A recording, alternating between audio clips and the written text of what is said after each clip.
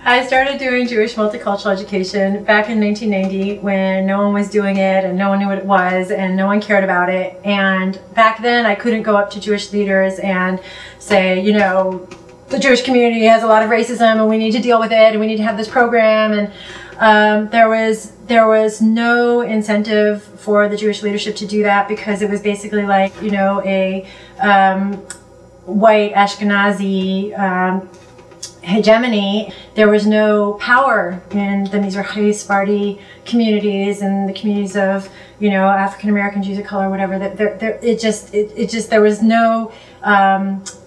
no incentive for them to do it. And what that meant was I never could talk about my story. I never could say how angry I was. I never could say how painful it was for me growing up in the Jewish community.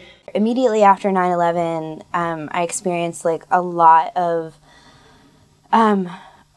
violence towards me, and I got tons of prank phone calls. My name is really obviously Arab, but my last name is Hassan.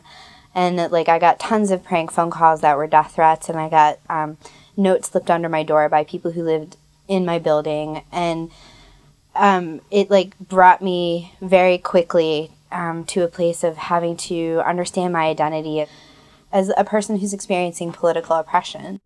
I was at a young Jewish activist, you know, cool, radical, you know, retreat, and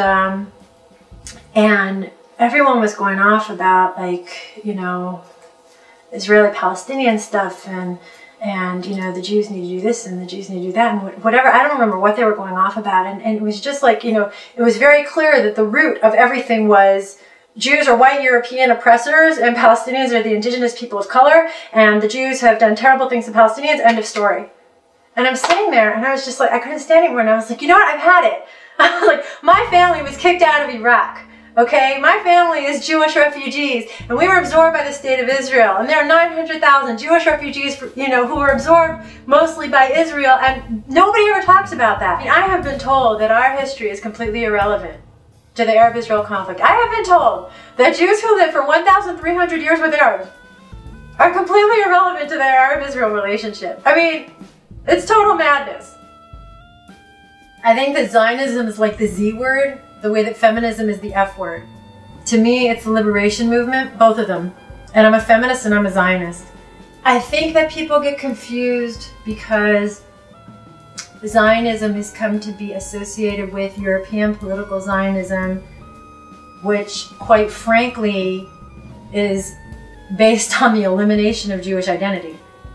I mean, that's not the Zion, that's not the, you know, age-old, or Slion as I say it, that's not the age-old Zionism, which is what I identify with, okay? That is, well, gosh, you know, we've really internalized all of the hatred against us, and we really want to be white European Christians, so the best way we can do that is to have our own land so that we can be just like them, but somewhere else.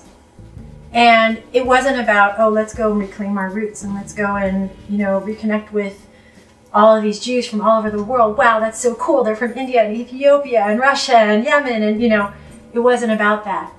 And I think that that stream of Zionism is what people have a problem with, but I have a problem with people blending all the forms of Zionism, and I have a problem with people telling me that I don't have a right to my homeland.